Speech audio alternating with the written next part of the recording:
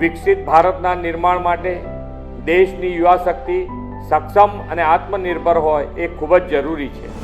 આપણા વિઝનરી વડાપ્રધાન શ્રી નરેન્દ્રભાઈ મોદી સાહેબે ભારતની યુવા શક્તિને કૌશલ્યવાન અને આત્મનિર્ભર બનાવવાના અનેક નવા અવસરો ખોલ્યા છે. ભારતના યુવાનોને તેમણે સૂત્ર આપ્યું છે સ્ટાર્ટઅપ ઇન્ડિયા. મોદીજીના નેતૃત્વમાં આજે ભારતમાં સ્ટાર્ટઅપ માટેનો એક સંપૂર્ણ ઇકોસિસ્ટમ તૈયાર થઈ છે. સ્ટાર્ટઅપને મેન્ટરિંગ સહિતનો તમામ સપોર્ટ આ ઇકોસિસ્ટમ પૂરો પાડે છે. આ જે દેશમાં 1.25 લાખથી વધુ રજિસ્ટર્ડ સ્ટાર્ટઅપ છે, 110 જેટલા યુનિકોર્ન છે અને 50% જેટલા સ્ટાર્ટઅપની સંચાલકો તો મહિલાઓ છે. ગુજરાત માટે તો ખૂબ જ ગૌરવની વાત છે કે સ્ટાર્ટઅપ ક્ષેત્રે ગુજરાત સતત દેશનું બેસ્ટ પરફોર્મન્સ સ્ટેટ રહ્યું છે.